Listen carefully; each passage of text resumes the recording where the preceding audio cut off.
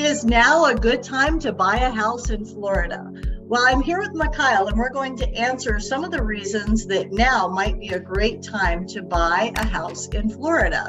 Michial, could you share some of the reasons why you think now would be a great time to buy a home in Florida? Yeah, absolutely. Is now a great time to buy a house in Florida? It's a great question. I probably get asked more now than ever. As a mortgage broker in the state of Florida, a lot of people come to me with that question looking for answers. And I have to tell you, the answer is not a one size fits all. It really comes down to what your goals are in real estate.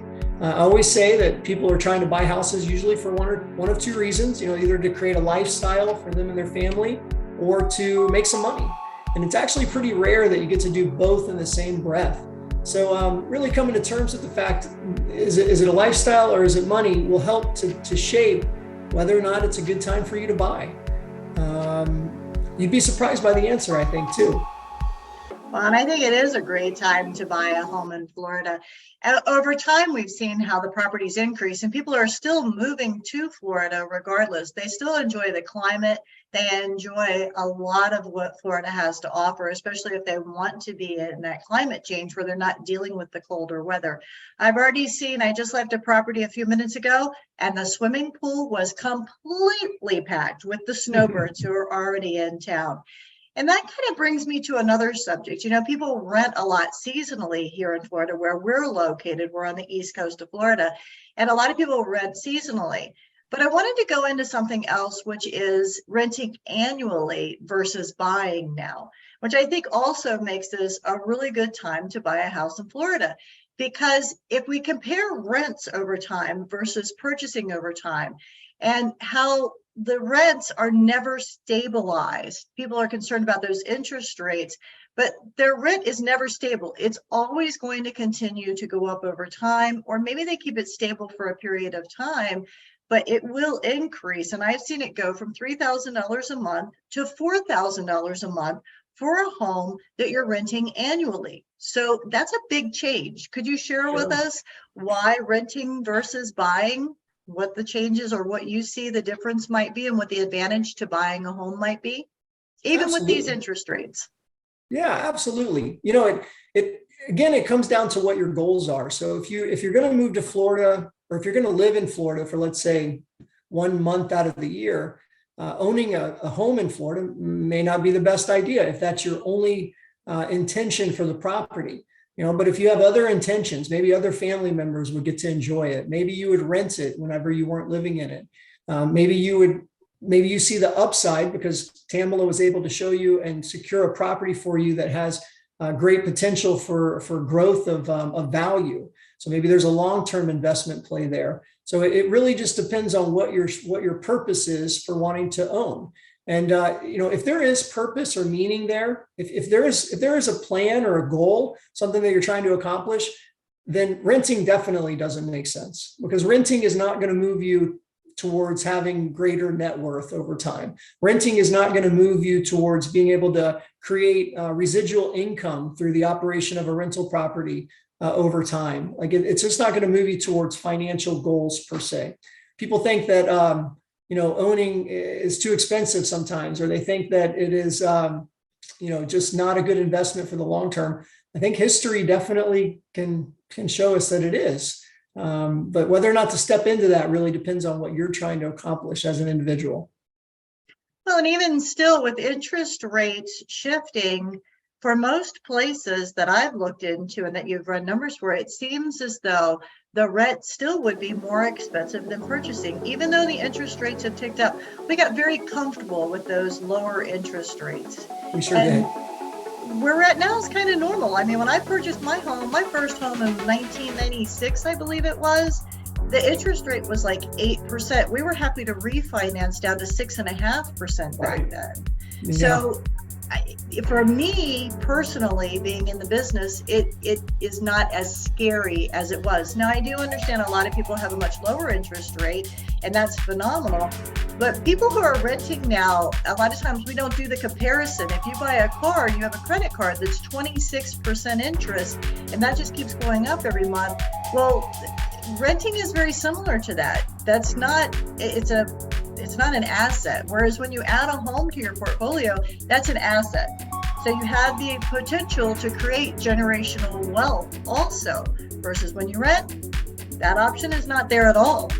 It's true. It's true. And you having fixed numbers to be able to build your financial plan around, I think is critical. Talk to any licensed financial planner and they want to try to eliminate as many variables or at least stabilize as many variables as possible.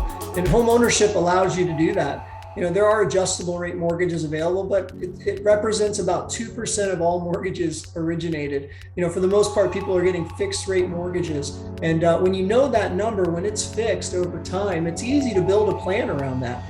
Rent is a variable that you'll never be able to fix. You know, maybe for short periods of time, but at best, that's about the most you could hope for. So, you know, again, I think it comes down to an individual's unique situation, what their goals are and everything. And, you know, at ReadyRate, we pride ourselves on making sure that we understand what your goals are, what the purpose is in your home buying journey. And we ask the right questions up front to make sure that we're sending you down the right path the first time.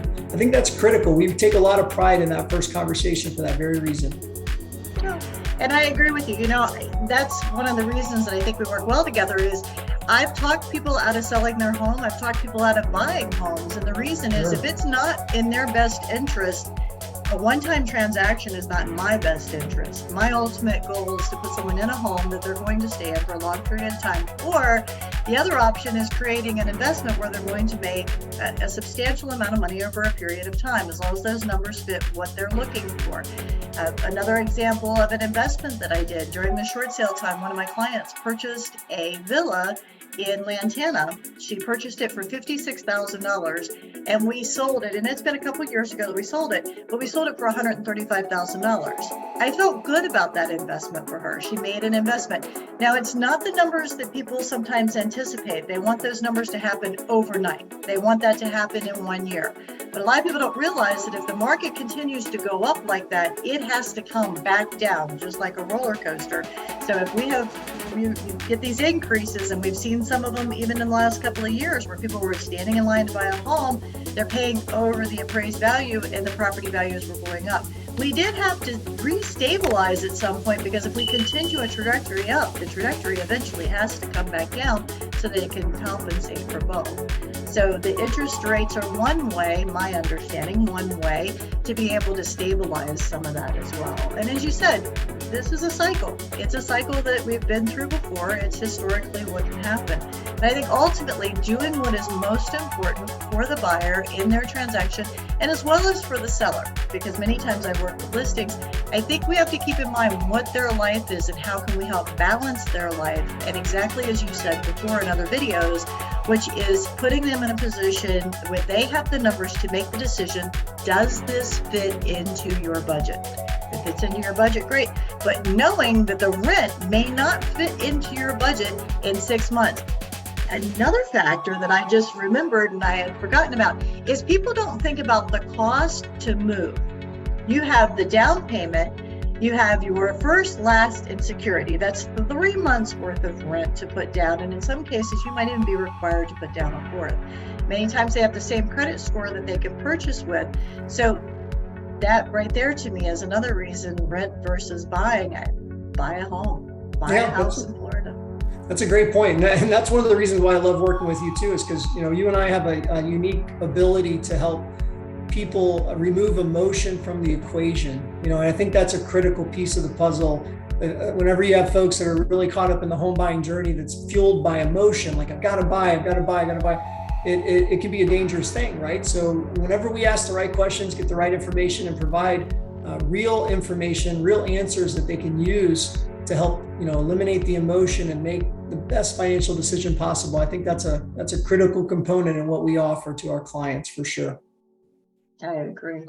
Well, thank you so much for this part of our conversation today. We're going to add this to a playlist as well for the many reasons why now may be a good time to buy a house in Florida.